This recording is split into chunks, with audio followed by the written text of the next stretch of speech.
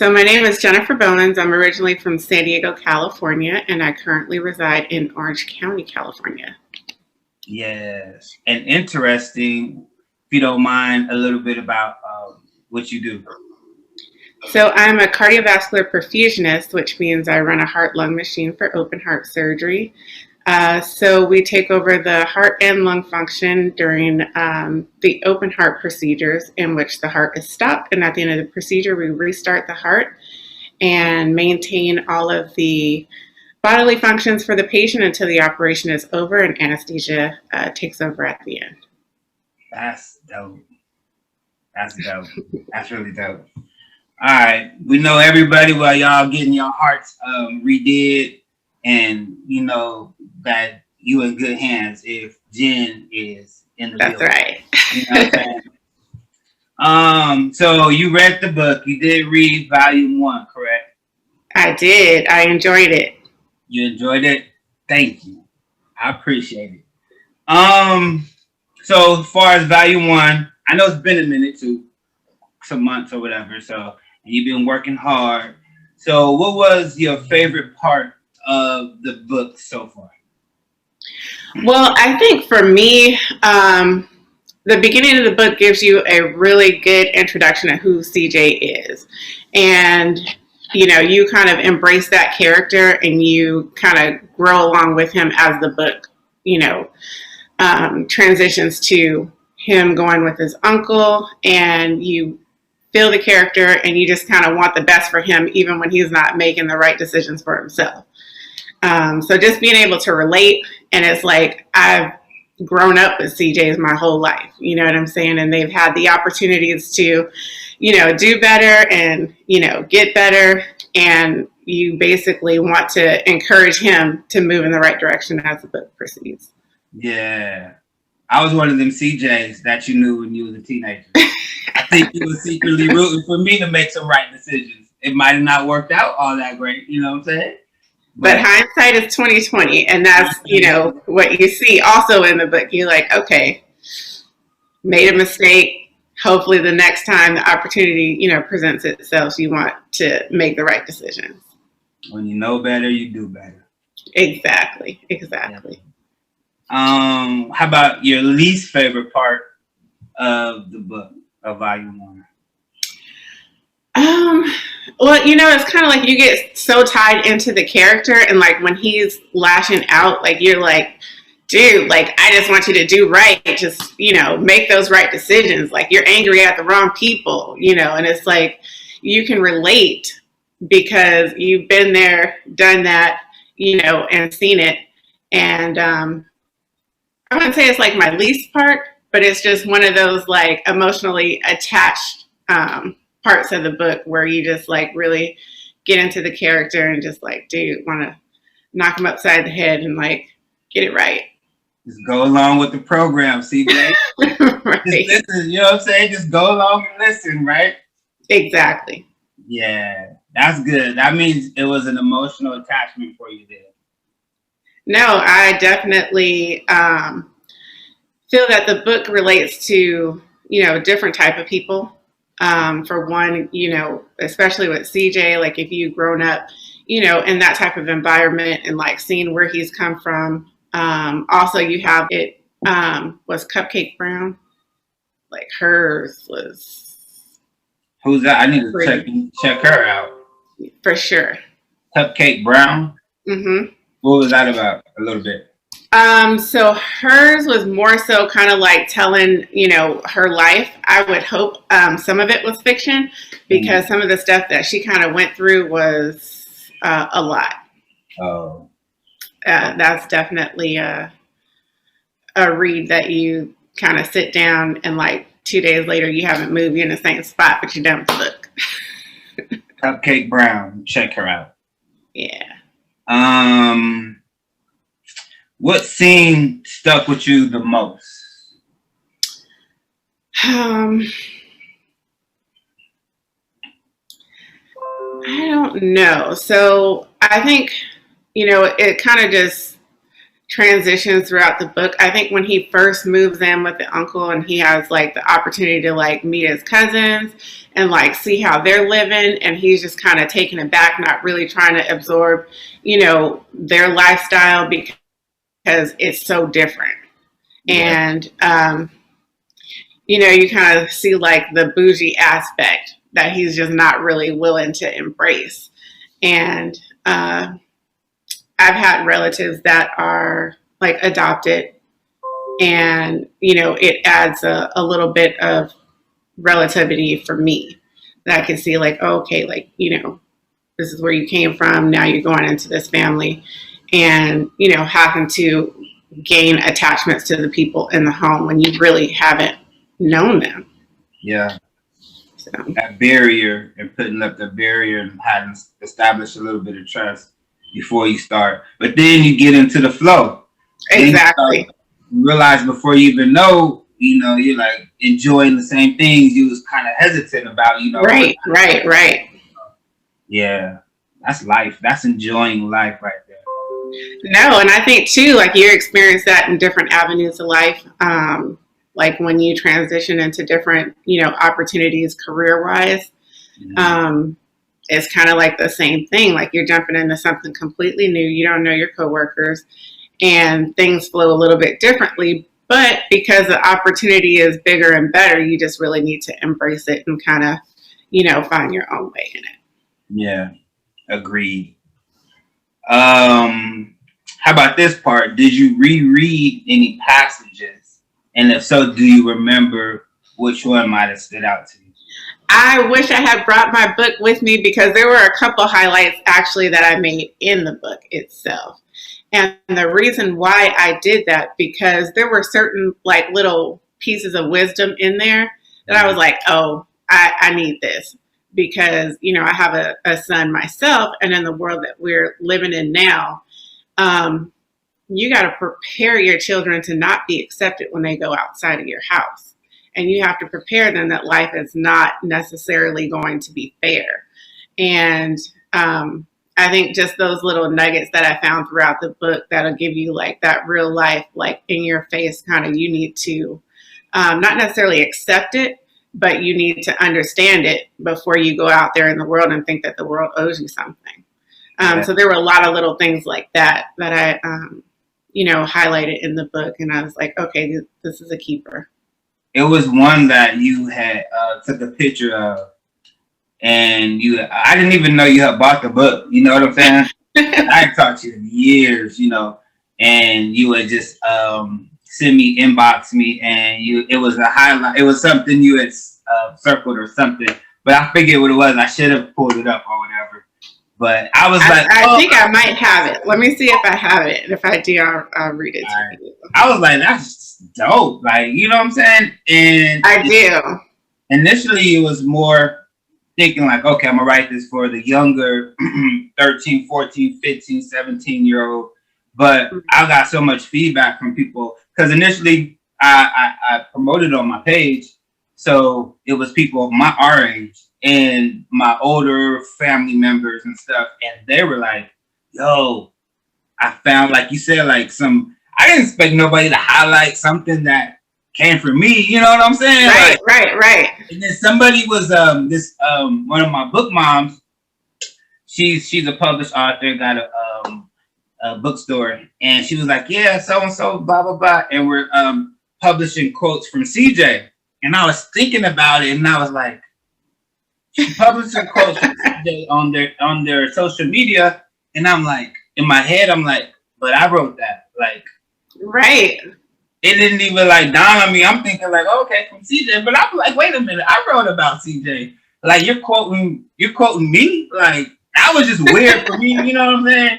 Like, but it was dope. You know what I'm saying? So man, I was no for sure. I was like, okay. There were multiple, passages in the book where there was just like a little nugget of wisdom. I was like, okay, putting that in my pocket, saving it for later. That's what's up. Yeah. So I did find it. Okay. I still have it. Let me see if you can see it. Oh yeah. What page is that? Page 30. Can you read it? Yeah, so it says, even things you might not understand now will benefit you later. Sometimes growth is pain. The weight of glory is heavy, and greatness can sometimes be lonely. So you must develop a relationship with God. You are going to need something bigger and greater than yourself to tap into, and only God can give it to you. I can only take you so far. Yeah. So, I mean, that as a parent, like to a child, like you would hope that something like that would, stick with them forever. So don't worry, I'm saving that. Man. Hey, that's ain't nothing but God. I'm gonna tell you For now, sure, 100%. that definitely did not come from me. You know what I'm saying? Well, that's because he works through us. So Yes, yes. Just being that funnel. So it was exactly. definitely I'm enjoying just being the funnel. You know what I'm saying? I'm definitely enjoying it. Cause brother done came a long way from new creation. I remember I got expelled for like a year from the youth for I'm like, man, y'all kicking me out of the youth group. I was like, it's kind of harsh. You know what I'm saying? They done sent me home. It was during Right. my first overnight, the whatever that was, the overnight thing. I was like, man, this is harsh. Y'all ain't playing over here for a year, brother. I was like, okay, Yeah. okay, I see y'all in a year then. I got kicked out of better places than that. You know what I'm saying? So you ain't the only place, but I gave it a go. You know what I'm saying? I was 16. I yep, tried yep, yep. or We 15. live and we learn. That's for sure. Yeah, I showed it, and I didn't come back until like 2 years later. But it's all good. I did come back. That's what counts. Yeah, that's what counts. What surprised you the most about the book? Did you know what it was about? Well, I guess you couldn't have known what it was about when you purchased it. You were just supporting. No, yeah. So I didn't know what it was about, like going into it. So what I thought it was about, or what I thought it was going to like turn out to be, was a little bit different than what it ended up being.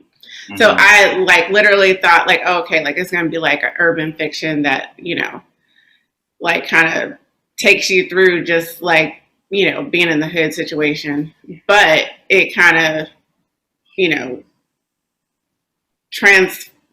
Well, I don't want to say that. So I mean, it actually transitions to being more like an inspirational kind of book for like young troubled youth, and that's like male and female. I think could relate. Yeah, yeah. And maybe a little inspirational for like the older generation to kind of step in with the younger hard-headed generation. Yeah, I've yet to get any feedback from like the targeted audience, which was the 13 to 20 some range. I haven't really got able to promote to them yet, but it's coming though. So I'm just reaching out because I think a lot of people by the title, not in the covers and stuff, not really sure what the book really is about. You know what I'm saying? So I think by doing this, where people actually read it and got something from it, people be like, oh, okay, well, let me give it a shot. Right, right, right. Yeah. Let me see. It said if you could ask the author anything, what would it be? Um, so I would say, what was like your motivation for actually writing the book? Like your overall motivation. Like, what do you want your end story to be? My For overall you as the motivation author.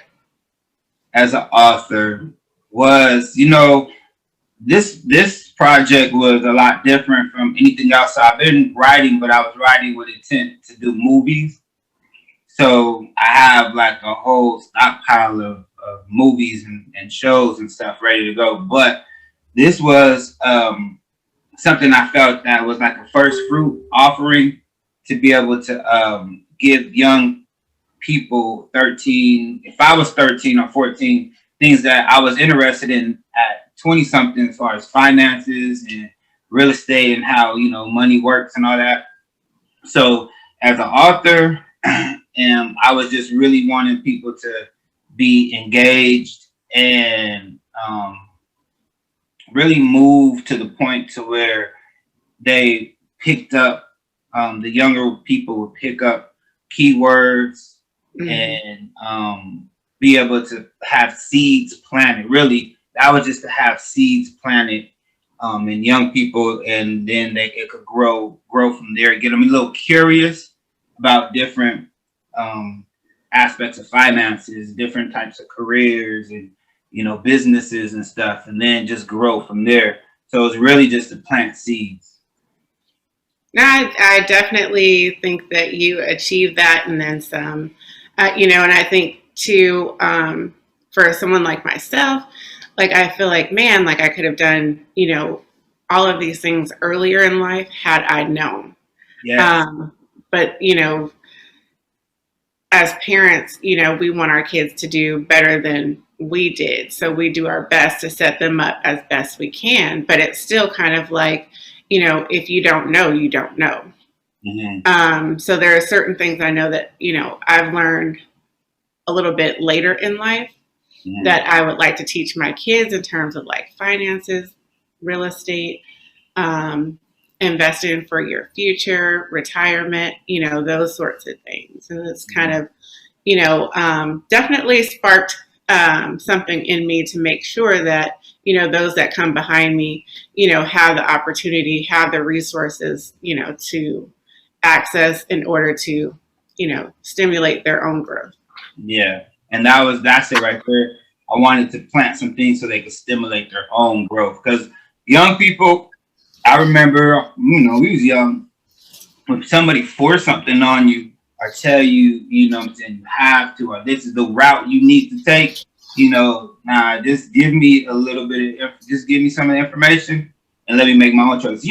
I used to say stupid things like to my dad. I'd be like, let me make my own, let me make my own bad decisions. You know what I'm saying? Like that's when you get older, you'd be like, that's just that don't even make sense. Right. Let me make my own. Like, why would you want to make bad decisions in the first place? But you just like, let me just do it. Let me do it and figure it out myself. No, I totally agree. I mean, and it's kind of like, just put the resources out there. Like even if I have access to it, I might not, do it right now, but I'm gonna come back to it later, and so it's those kind of things that I definitely, want to be able to provide for like my younger nieces, nephews, cousins, children, Yeah. What age range would you suggest to start this? That somebody could start reading this and kind of comprehend? Starting, I would say 13 to 17.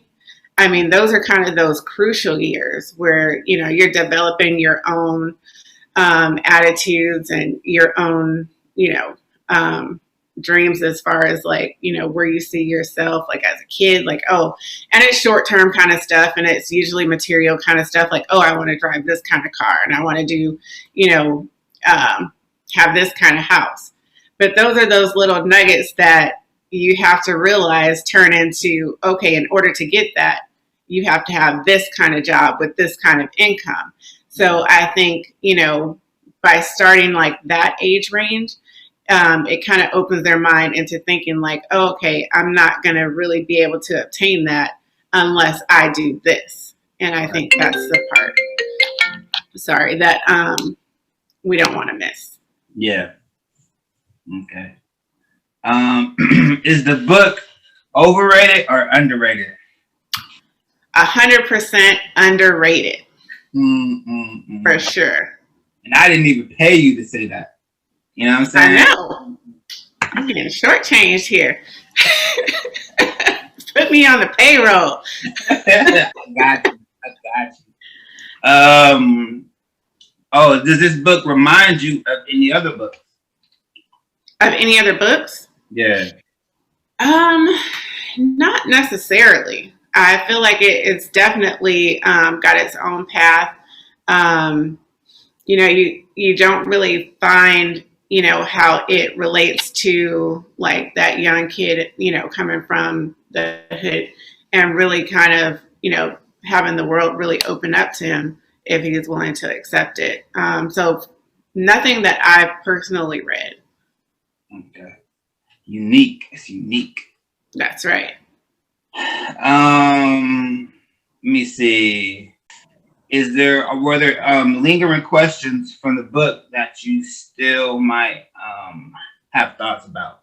So anything?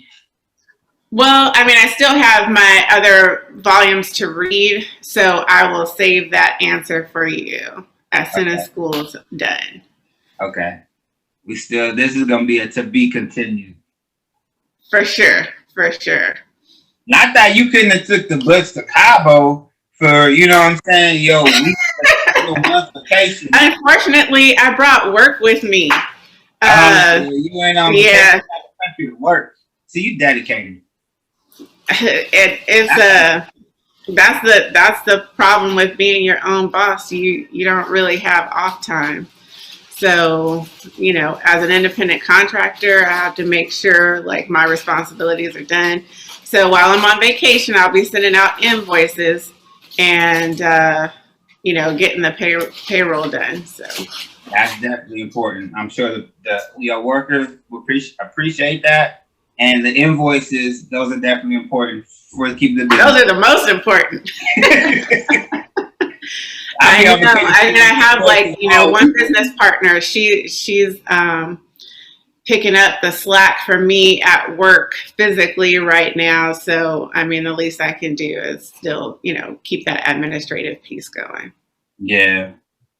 Nah, I'm sure they all appreciate it. And that's awesome, man. That's great that what you do. Like I said initially, I was like, oh, she went to school for music. That was just me going to SCA. You know what I'm saying? I just can't shake it sometimes. I'm like, oh, okay, she's an artist. And I was like, you know what I'm saying? What's only in my own mind. That is it. In my mind and in my car. Oh, okay. Yeah. I do remember you singing solo in the youth choir. You don't want to hear that. You don't want to hear that. Oh, that's it, Jen. That's all I got. That's all I got for now. Okay, so this is still to be continued. As soon as I am done with this MBA program, I will be back on my leisure reads and pray for me, because I promise you, I did not know what I signed up for when I was like, okay, I'm going back to school. I'm gonna get my business degree. Yeah. No. So you getting a degree in the MBA in business? Yeah. So I thought it would be kind of like a good piece to, kind of help me build the educational part of business. I have, a lot of stuff. I have two businesses, both perfusion related, but it's a challenge to kind of find my way through some of this stuff. I kind of fumble, a little bit along the way because it's stuff I've never learned. I'm learning on the job. And, it's not really those things that, people will teach you. You kind of got to learn it on your own, whether you have an educational, background in it or just from actually doing it. So I was like, well, let me go ahead and do this while I have some downtime. And so I started during the downtime, and then downtime left me, and we've just been grinding ever since.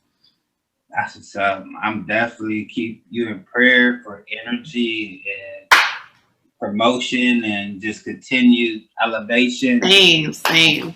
That's awesome.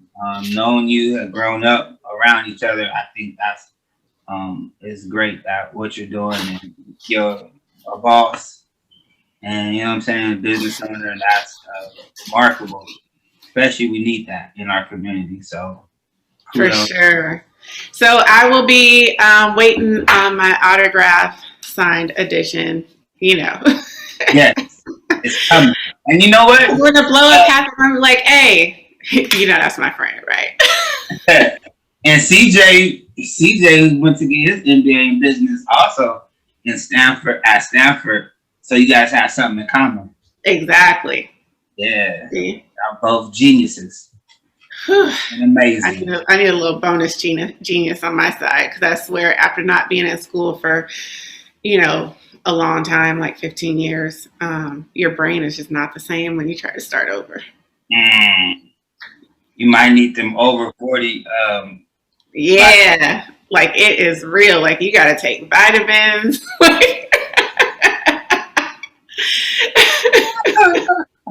I'm falling asleep trying to get this paper done. Like the struggle is real.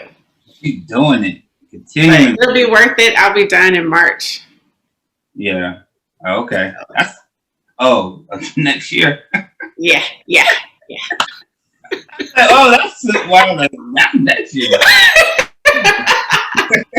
Yeah. I got a little time to go. I mean, That's yeah. I'm sure it'll be worth it when I'm done. Like, yeah. right now it's hard, but.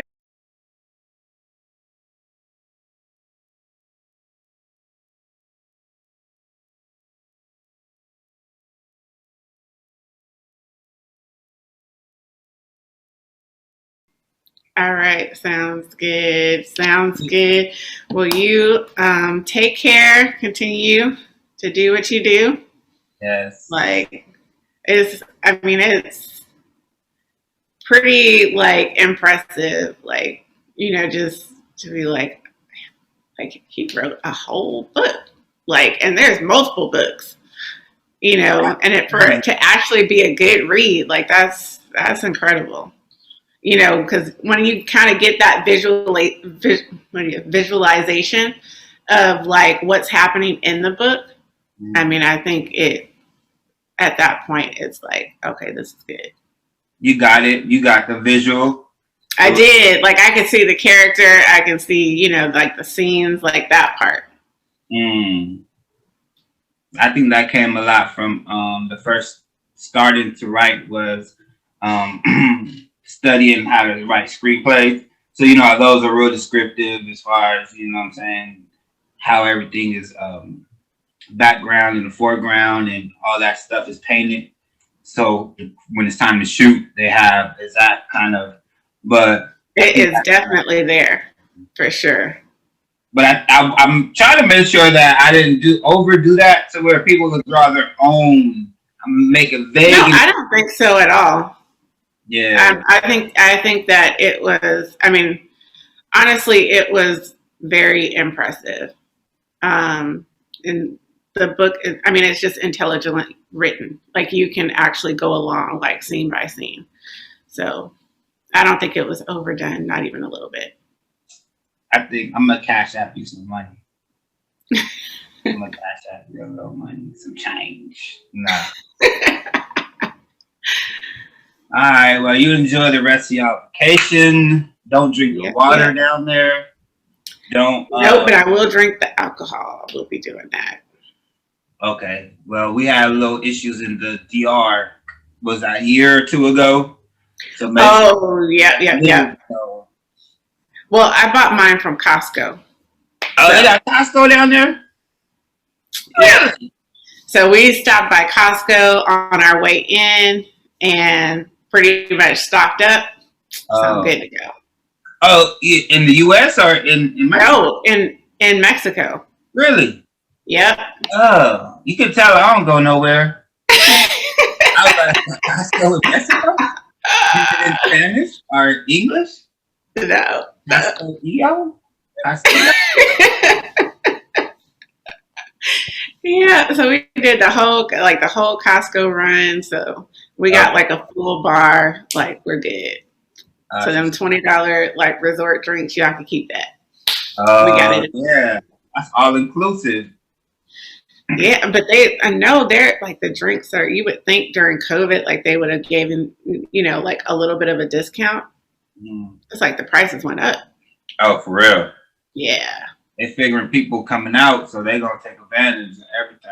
And then they're probably trying to make up for last year what they lost. Yeah, right. For all that was lost. Well, like not us. Like, and the people paying for it, they're gonna keep them prices up there. Like, dude, like we'll bring a red cup out the room in a minute. Like, don't play. They'll resort back to you. You're about to be a doctor. You have your doctorate. You know what I'm saying? You can't just be bringing red cups no more, Jen. You gotta let it. Right. Okay, well we done upgraded. We got the insulated like cup with the straw. You know, like, but it's still coming from the room. Don't trip. All right. Well, when we get the movie shot, the series shot, I'm gonna invite you. So when you come, you cannot bring your own snacks. You know what I'm saying? If you try to slide in with some red vine, real jazz, you feel me? We're gonna do it right. You're like, oh no, she got her big purse. Yeah, and if I hear some glass rolling down from your area, a fifth of Henny, roll down. Oh man, where are you coming back to Cali? My dad, we having his 80th. I think the end of this month or next month or something. Is he still in San Diego? Nah, he out in Virginia, but they're gonna fly out there and do something. I think at my uncle's house, my uncle Mike's. You remember Uncle Mike? Okay. Mm-hmm. Yeah. So, Mike, I need a burrito and some roll taco and guacamolitas. Like, dude, you know that was the one thing about living like in Georgia. It's like when I get home, the first stop is either the taco shop or Jack in the Crack. Jack in the Crack, dude. You know, I found Jack in the Boxes in South Carolina. Really? Yeah, they got a couple. So when I go drive up to Virginia, I kind of got to go out the way. It's like 45 minutes out the way. But we found one in like Kentucky, like of all places. Oh, Kentucky. Yeah. Yeah. And then customer service is so bad, right? The last time I came back a couple months ago, dude, the line was so long, first of all, right? But I done drove 45 minutes out the way to get my Jack in the Box coming back to Georgia, to Atlanta. And the ATL was the girl, I forgot to order curly fries instead of the regular fries, right? Oh, no. I get to the window and I'm like, okay. I was like, yeah, I'm sorry, try to be real. Because they'll be like, right. I quit. You know what I'm saying? Like, or like, just or whatever. In a heartbeat. In a heartbeat, dude. And I was like, I said, I'm really sorry. I forgot to get curly fries instead of regular fries. Is it all right if I, at the window, Right. And the girl, she was like, hold on. She turned to talk to the dude, and he looked at me, and she was like, no, we can't do the curly. Like, in my head, I'm like, I'm scared. Like, you can't swap out my regular fries for curly fries, like, dude. You know what I'm saying? And I'm like, right. Nope. Customer service is not their thing. I didn't want them to tell me, you know what? Just pull off. You just go. You don't get you don't get nothing. You know what I'm saying? And I was like, man, I done came too far to get these people mad. I was just like, all right. I know. Yep. Been there, done that. Customer service is not their thing. Yeah. So I need my in and out. You know what I'm saying? Oh yeah, that was another one. Yeah, I need that double, and I need my roll tacos, carne asada, and my guacamolitas. You been to guacamolitas? You know what guacamolitas is? Mm-mm. Over there by Chicano Park. It's a little. Is that the one that has like the big burrito? Like it's like the arm length burrito is like 12. Nah. Okay. It's known for it's right like by under the bridge, by the murals, and it's been there. My dad and them used to go to when they was younger. But that's probably the best hole in the wall taco shop in San Diego. All right, I'm gonna take your word for it next time we roll down there because my in-laws live there. So we're taking the kids down as soon as we get back from vacation, and they're gonna stay there a week. So I'm gonna have to hit up the spot. Yeah, Las Cuatro Mipas, and it's only open till like 2:30 every day, and they're open on Sundays. Oh, they don't even mess around. Nah, they're like, you're gonna get this food when you're gonna get it between this window and this window. Yep. And if you go there by 11:30, 12, all the people from downtown, that line is about at The least, line is crazy. yeah, at least 50. It Dang, goes how do I somewhere like not that. know about this spot? Yeah, it's delicious. Tell them I sent you. All They right, won't all tell you right. what you're talking about, but just tell them. You know what I'm saying? Just mention it.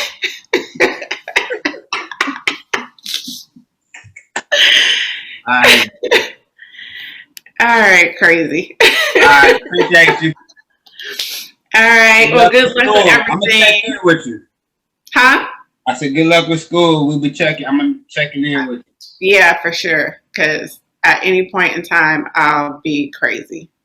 Oh, I'm like, y'all asking too much of me. I'm just trying to get this education. education. Pretty soon we will be able to just download it. You ain't even got to go to school. You know what I'm saying? That's what I'm waiting for. Yeah. Because I want to be able to put the chip in, take it out when I don't need it. Yep. Like, because it's a lot. It'll just be probably all through a contact lens or something. Real. They got this coming out. Google and somebody else got it. That's true though, because Google has those Google glasses. Yeah. I haven't tried them, but I mean, they sound pretty dope. Yeah, they got the patent on the contracts out now. So they working it in. That's crazy. See, the stuff we should have been doing was buying Google stock and Amazon stock. Oh yeah. It's about to get crazy though. It's about to be a lot like .com. How like the .com exploded. It's gonna be a lot of businesses to invest in. That's gonna like skyrocket within the next probably like 5 to 15 years. Yeah, I be trying my little investment packages and stuff. That about your portfolio. You doing the what you be investing in? So most of my stuff is like a lot of electric vehicle stuff. There, I have a couple of lithium miners. I did Amazon, Apple, Microsoft, Target. Like, so when I do like individual stocks, it's only stuff that I'm somewhat familiar with. Okay. Or companies that Yeah.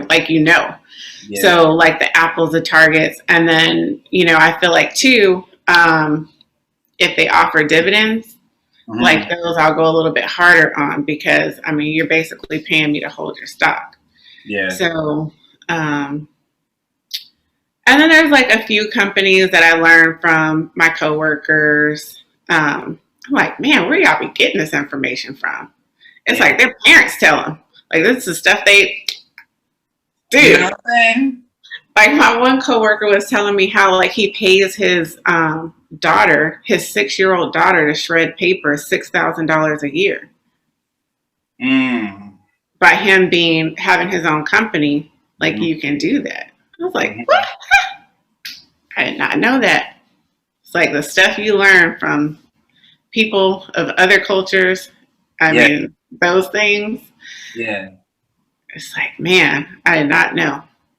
So I'm doing another podcast called What the Business Is, and that's community, career, and culture. So some of the stuff that we talk about now, we definitely could like share on something like that on that platform. 100%. I mean, and then even like the young people with this crypto, I mean, it's crazy. Yeah, they're figuring it out. See, one of the things they said studies wise was if our people, Black and brown people, get invested in technology, the innovation of the United States will be like 3 to 4 times higher than what it is. But what that's which is like incredible. Like, but it's like, how do you get started? And I feel like that's kind of like the biggest hurdle, like for us.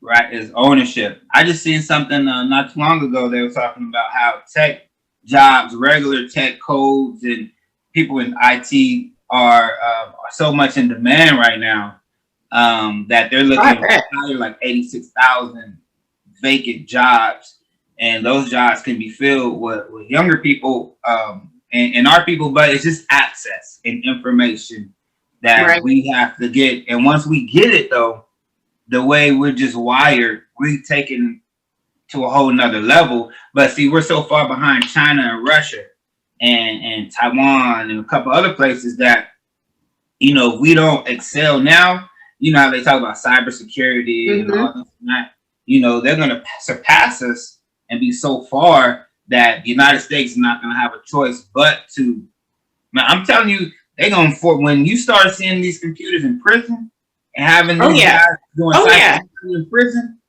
you For know, sure. they got man, they need us in order to maintain that superiority, or they'll lose us because everything is being decentralized anyways. When it comes with Right. blockchain, when everything turns over, you heard the term blockchain. Well, only through my MBA program.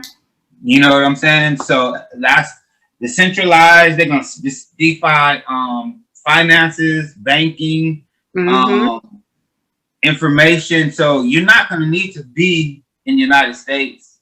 We could bounce. Right. You feel me? We'll bounce and still Yeah. be able to make money. And the decentralized fact of it is the blockchain is going to be spread. It's not going to be like servers and And it doesn't limit you. Like there's no limitation. yeah. And when that technology switches over, they go they're gonna be feeling sorry if they lose us. That's Yeah. all I'm saying. Because we ain't gonna need to be here. Exactly. We're still gonna be able, but we Exactly. got to get that knowledge and that information and equip the people. Yep. Yeah. So everything's going to autonomous. You know what I'm saying? You ain't gonna have no workers doing. You really not. Right. I mean, and then once you have like that little taste of, having that autonomy over, like your life, you don't have to work that 9 to 5 window. You don't have to show up to a place every day. Like, you're responsible for yourself, and which also means the financial aspect of the business too. But, once you get that little taste and you get tax breaks, it's like, man. Man, the SBA passed something where you it's a thing called smart contract, and it's on blockchain, and you could practically run through those a whole corporation.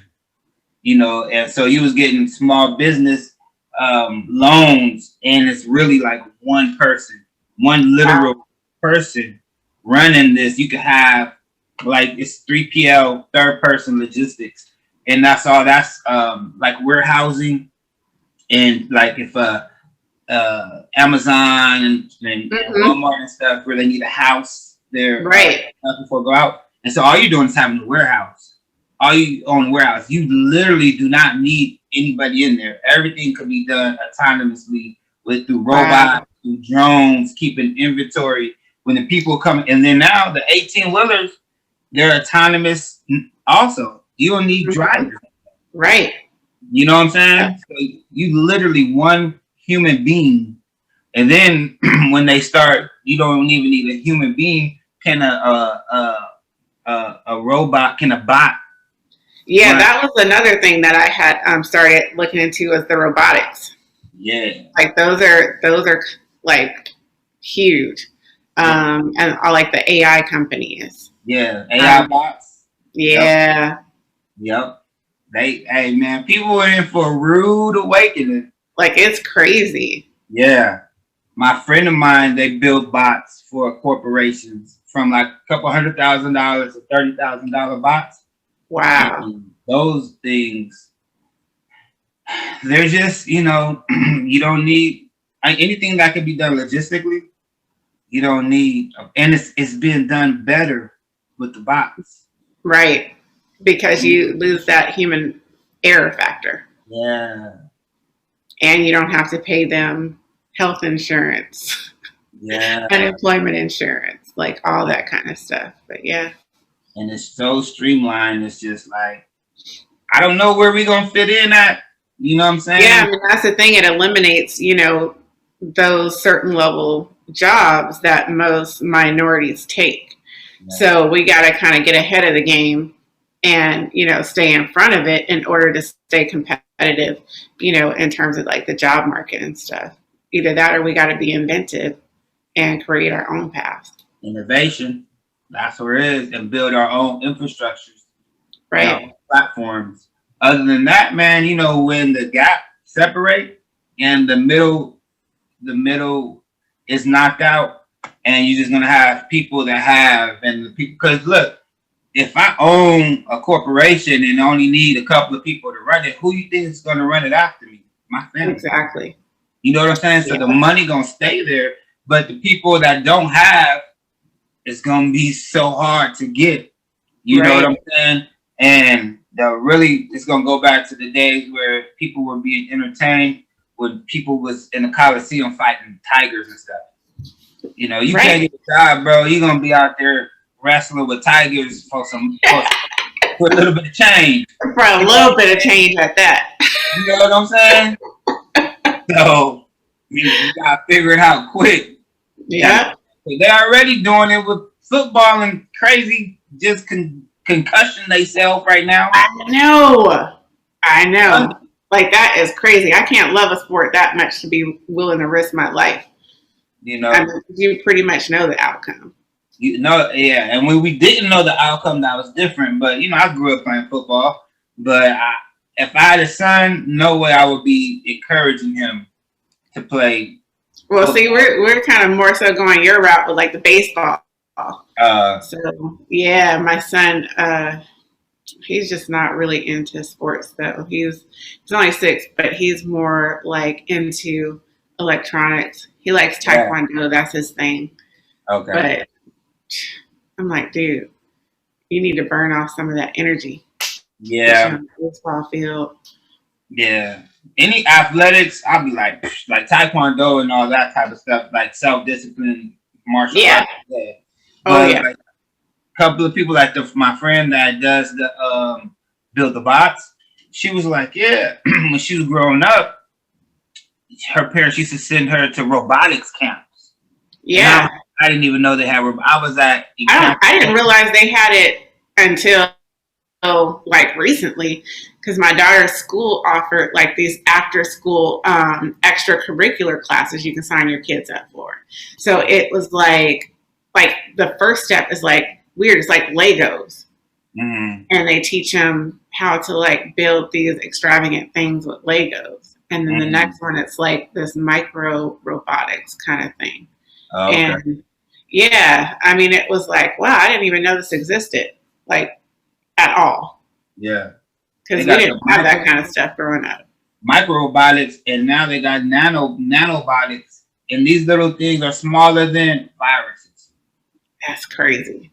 That's crazy. That is They crazy. just moving, but they didn't have the microchips and the transmitters in them small enough to where they're still controlled by like magnetic. They have to move them inside of you magnetically. Wow. But once they get the transistors small enough and the chip small enough, those things, they're going to be able to shoot them in you, and they'll go like do little surgeries or different little things and scope That stuff is out. so crazy. But they got them now, you know what I'm saying? Like smaller than the viruses. You got to use a microscope to see them, and they just moving, you know what I'm saying? That is crazy.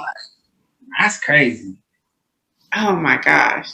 Yeah, I love tech, and that's where I want to build my platform on a multimedia, but using tech. You know what I'm saying? Bringing tech, and so hopefully I'll be able to do that and bring in the young people, because that's right now until something else change. The industry changed again. It's changing into tech. It's already in tech, but it's you know what I'm saying we're gonna be in tech for probably a good 50 years. No, for sure. I mean, and it's exponential right now. Like the growth is crazy. Yeah. So. And you got Jeff and you got Richard and Elon going to outer space on a Tuesday. You know what I'm saying? I'm trying to be rolling up next to them like what y'all doing? You know what I'm saying? Like like, this is, I know, it was crazy. Like, crazy. Like, even to think about, 10 years ago of that being a possibility was like, man, get out of here. Dude. But yeah. Elon got reusable rockets that's coming back down and landing, and so we could reuse them again. Like, that's crazy. That's crazy. So we need to be up there and be like, you know what I'm saying? I'm trying to roll exactly. at them like, yo, we watching you. Dude, y'all ain't gonna be going to outer space on a Tuesday. Y'all just like, let's just go to outer space tomorrow. I'm like, nah, we need to be like, what y'all doing up here? Right, because we here. We here. So, I'll probably have the first like taco shop in outer space. Man, that's one of my goals. Like, I'm not going to outer space unless they got a taco shop. I'm saying, like, let me just get 5 real tacos and guacamole. Like, that's it. 5 real tacos and an oxygen tank. Oxygen and burritos. Man, nah, it's definitely something. Yeah. That's what's up. All right, Jen, you keep saving lives. All right, I'm about to go save me one of these margaritas real quick. So why is it that when you see some ghetto kid grow out of all of the dirtiest circumstances and he can talk and he can sit across from you, make you smile, make you cry, make you laugh, all you can talk about is my dirty rows, my dirty stems, and how I'm leaning crooked to the side. You can't even see that I came up out of that.